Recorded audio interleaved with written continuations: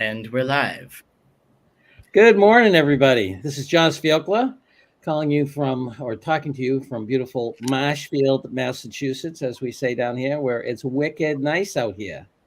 So today we've got our team of analysts, some really fascinating stuff to cover. And I'm going to hand it over to David DeLello. All right. Thank you very much. Happy Monday, everybody. We have a good discussion on tap as always. We've got a couple of articles where we'll talk about some advances or some new announcements, I guess, on device computing for LLMs. We've got a worm that some researchers created exploiting a security issue with LLMs and ChatGPT, etc. And we've got another healthcare article right here that we're going to kick off with. And this one is about an announcement of, I think it was 40 plus healthcare providers that are collaborating right now on some applications for generative AI that are targeted at healthcare professionals, including follow up with patients and some other areas. And I think we will start on this one with Tanya. Yes, thank you, David. And yeah, this is a company that we have actually reviewed in the past and has come up in some of the research that we've done, Hippocratic AI. Their premise is, doing healthcare where no harm will be done. Going back to Greek history there.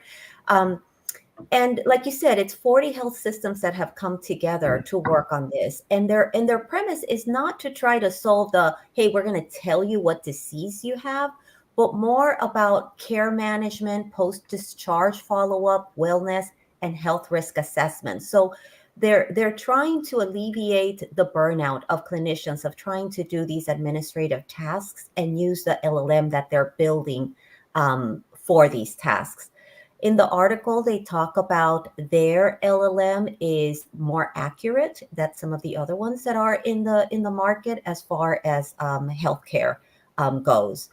They have a nice, I think it's either here or if you go to their website, they have a nice little chart that shows all the different medical certifications or healthcare certification tests that are out there, and they compare how the different LLMs have performed against those tests, and they're ranked pretty highly on that. So I ranked this. I said optional first because I thought, well, this is something that we've known about. Several companies are doing. We have reviewed this company in the past. But then I thought, you know what? For those new healthcare leaders that are now joining these calls, you might want to read it. So I was going into optional and important. So curious to know what the rest of the group thinks. Yeah, let's open it up for debate. Who's got some thoughts? John? Yeah, yeah, I was more on the optional. I was going for optional because it's a little bit more than a product announcement, but a lot of people in the space. I do think it's a smart idea to go after indirect because that's a huge part. I was at the Lake Nona Health Forum, Impact Forum late last week, and the it turns out that the head of the AMA said that for every hour a doctor is in front of a patient, there's 2 hours of administration. I can't believe that's true, but anyway, that's what she said. So anyway, it's a big number, whatever it is. So fruitful area, too early.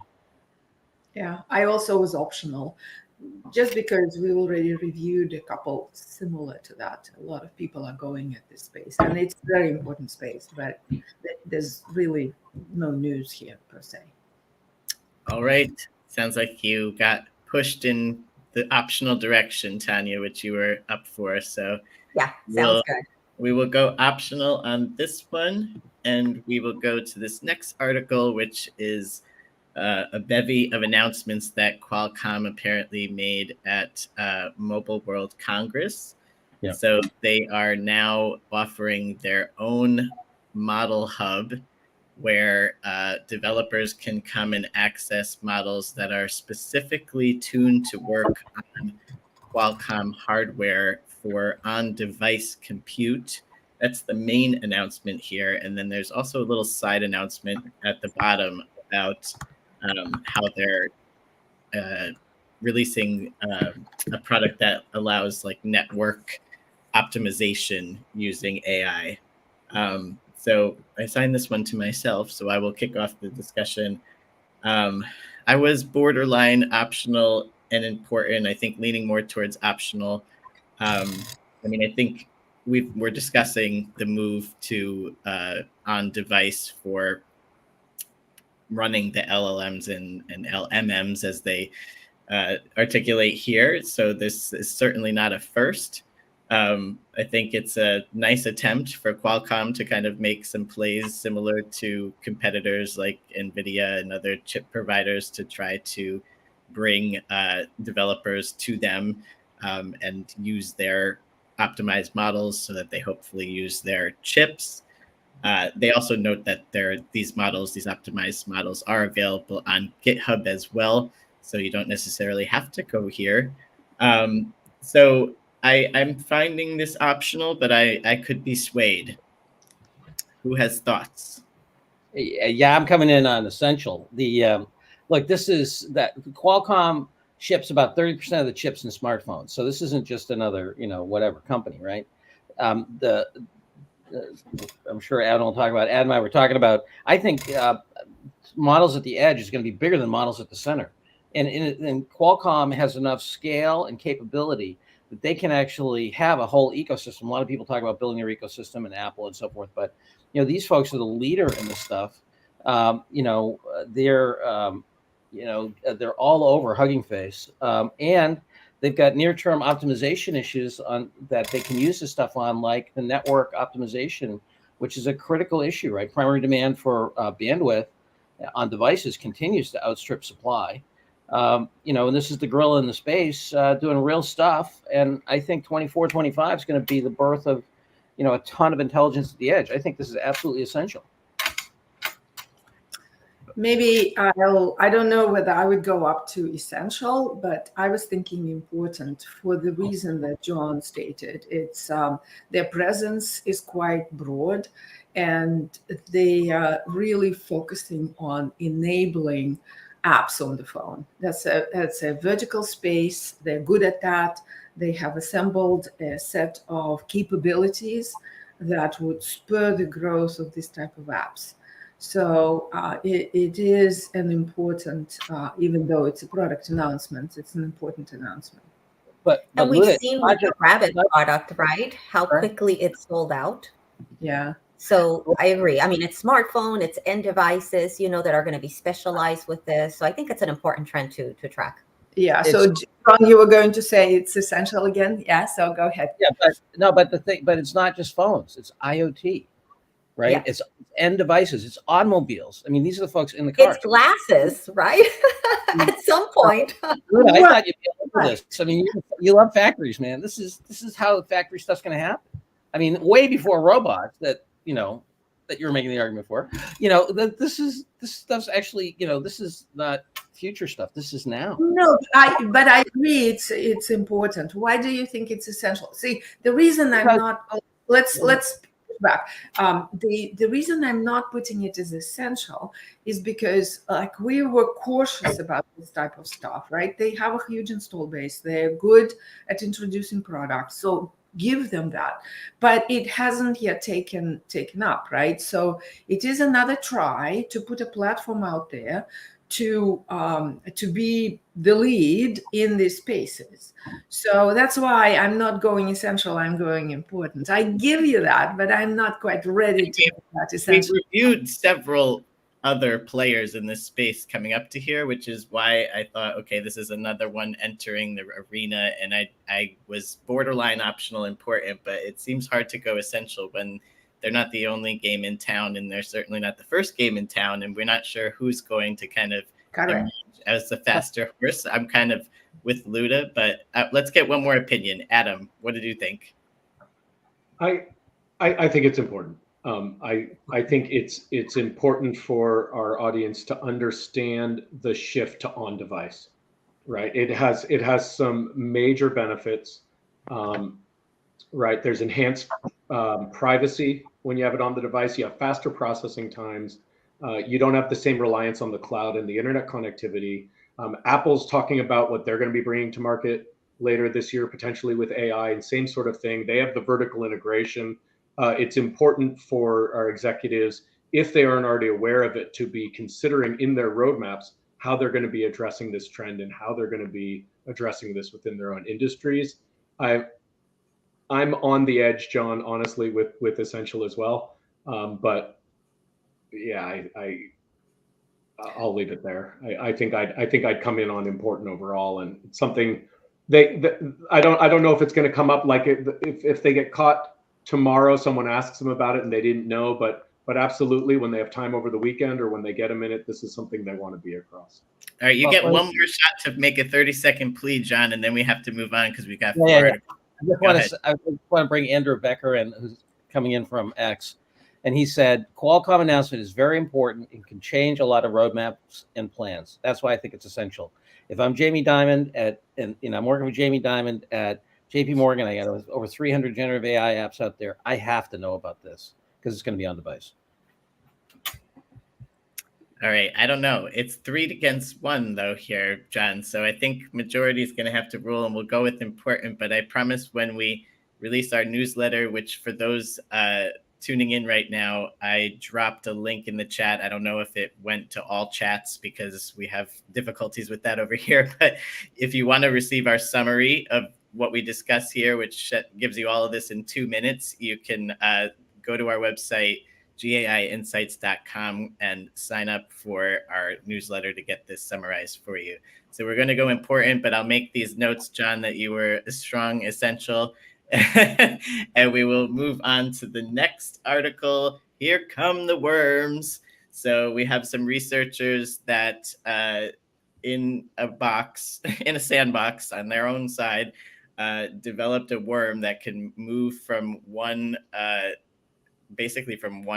user to another through, I believe they tested Gemini and ChatGPT for this. And, the particular concern here was when we get to the level, and we're starting to get there, of having agents basically perform tasks on our behalf via this technology, that it could spread a prompt injection attack is what they're describing here, to other users. So I believe, Luda, this is yours.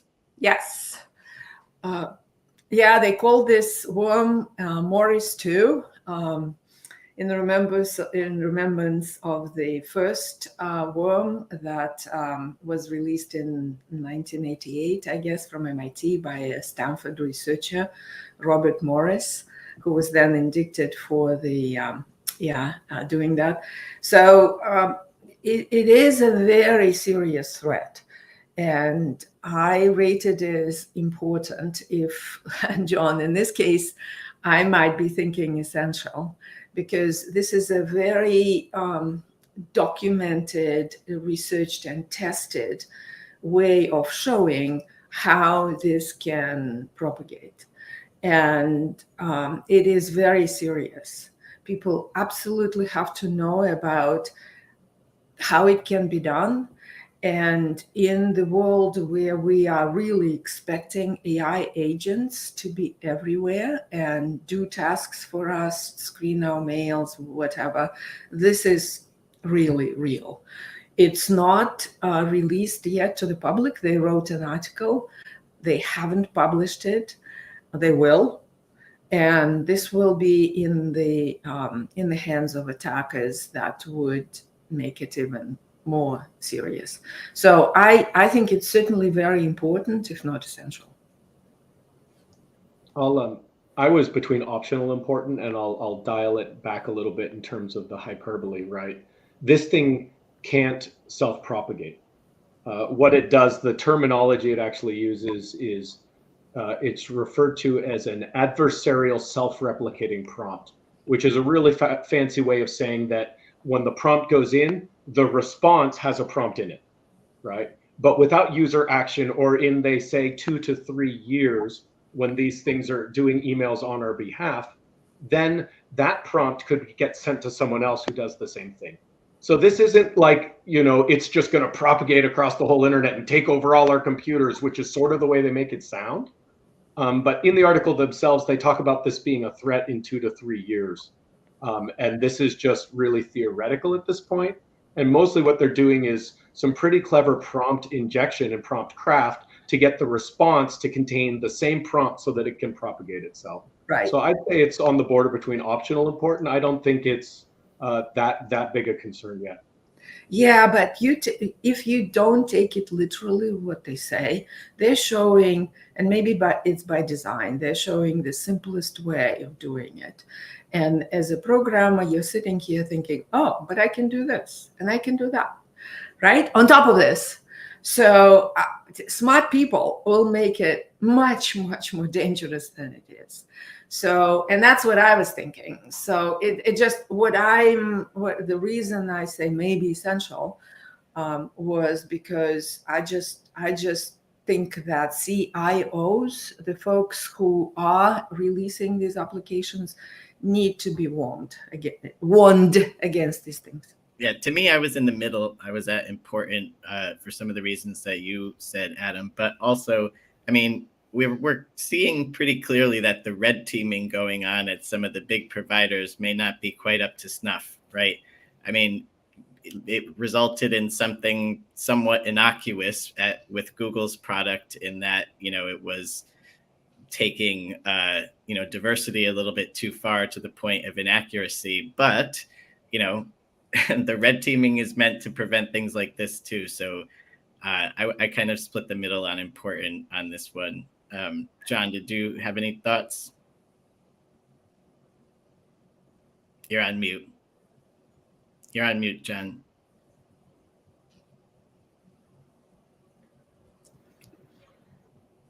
All right, we'll get your thoughts next time. Now you're freezing. Yeah, by the way, this broke. I'm sorry, go ahead, Jim. Go ahead. Oh, yeah, I was optional to important for all the reasons that Adam said. Okay, we'll go important and we will move on to the next. The really short announcement that OneDrive is getting Co-pilot capabilities. Nothing too much more to say than that. John, what do you think about this one? We're still having technical difficulties with you, I think. Anybody else have any thoughts on this? Sorry. Yeah. This one I thought was optional. I mean, important rather, because finding your files and so forth, I think, is just such an important part of how people do work. And I would say that file retrieval is pretty much broken nowadays unless you're super organized and so forth. I mean, even with things like Spotlight and the Mac operating system. So the idea of actually having a decent ability to search your own files, I think is super needed. I'm nostalgic for a product, I think it was many years ago, called Alta Vista, from the great company that is now dead called Digital Equipment Corporation. And I had this for a little while with Alta Vista, and it's great. I mean, it didn't have as much of a prompt interface, but it was a really robust on your device, searching thing, and it's fantastic. So I put it as important. All right. Any differings of opinions on this? You have some big yawns on the listeners.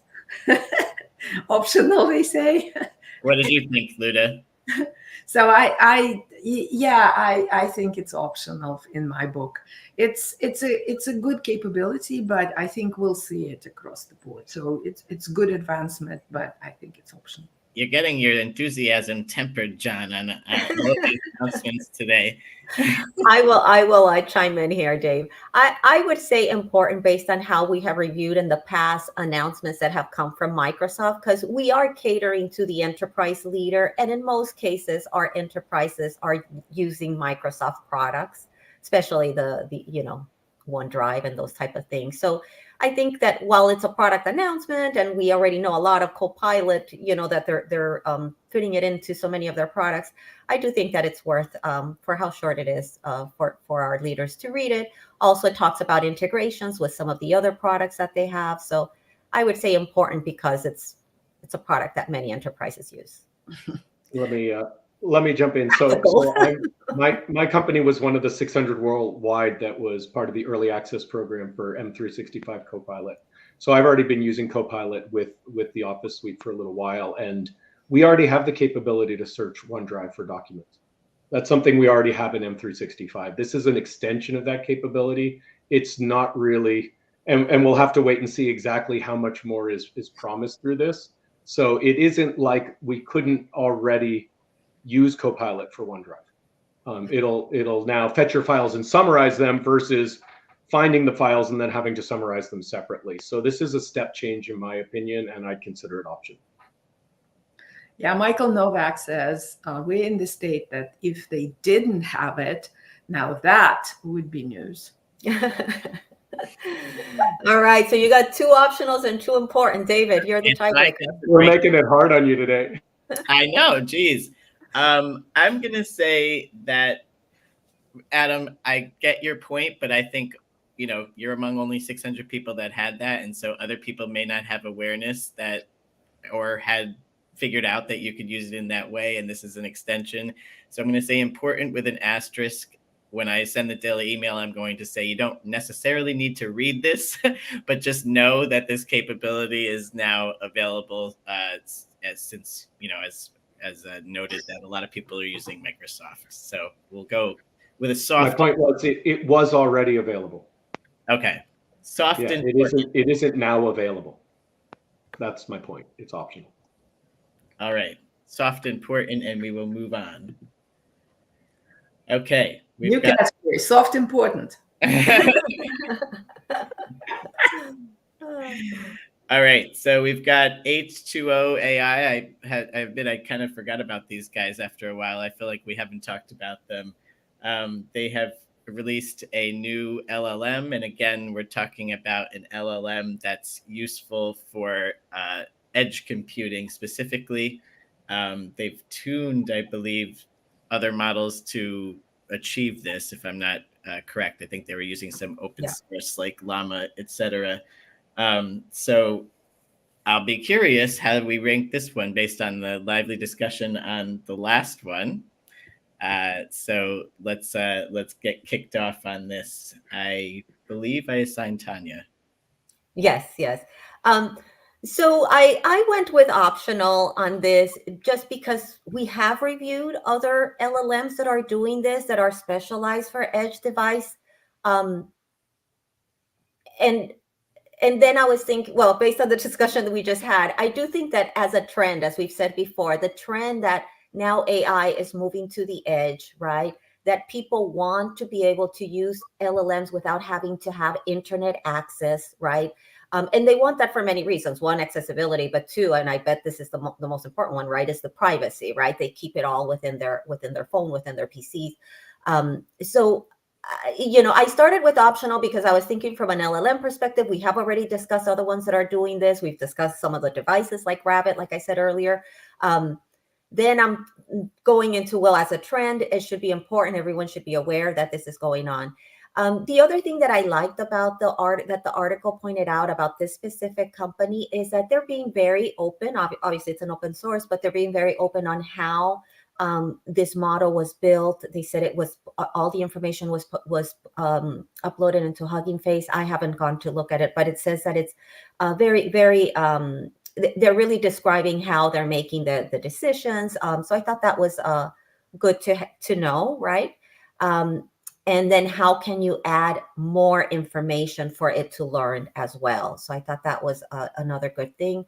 And then there was one other thing I thought, and it said that it was using Apache 2.0 license, so that they're leveraging that in order to make it more commercially available. So I thought that was an important topic for this specific company.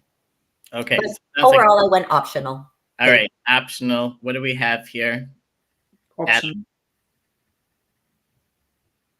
Adam, what do you think? Oh, yeah, I agree. Optional. It's another entry into a crowded space that's performing at about the same level as its competitors. What if it's being offered by Qualcomm? Does that make it important? No, then it's essential. Well, I mean, we're laughing about that, but absolutely. I mean, the difference here, you got this little teeny company that's doing something. You know, Qualcomm, you know, the current leader who also has software development kits for their stuff that's already in automobiles, that's already in cell phones, that's, you know, 30% of the chips shipped. Yeah, it makes a big difference if it's Qualcomm. Well, But it's and not. Samsung has their phones already out, right, with this capability, if I'm not mistaken. Didn't we review an article on that? No, they're about the same. They didn't announce a whole ecosystem around it, and they were talking about the chip development. They weren't talking about it being already in the phone. Okay. Yeah, it makes it. I mean, that's nothing that. I mean, we can joke about it, but I mean, that's a big difference. Yeah, Absolutely. And this is totally optional. This thing we're looking at. But if they cooperate, and they might see if they become partners, that will strengthen the platform. So it's optional, but optional for the moment. Development. You know, and I guess it's perspective, right? Because I think what John was saying with the Qualcomm, if you're an investor, right, you're listening to this program right now, and you're an investor, whoa, I better keep an eye on this little company, you know, someone is going to buy them, right? So then it's essential, it's important. But if we're thinking of, hey, this is the day-to-day operational person in IT or the AI leader that has to make decisions on how to run IT operations or their business operations more efficiently, then this is still optional. Yeah, I just was trying to throw a little bomb into things and get you guys stirred up again. So we only have 3 minutes, so you can't do that anymore. That's right. Okay, we're going optional. We've got this last article. Groq has made an acquisition. So they are continuing to move on their pursuit of offering their LPUs. And remember, the CEO of this company, Mr. Ross, was one of the creators of Google's TPUs. So certainly somebody to pay attention to. Adam, what did you think about this development? I rated this news as optional. It's mostly about a formation of a business unit, which indicates they're going to go after more enterprise business, and their acquisition of another AI competitor in the space that's going to help, you know, pad their offering.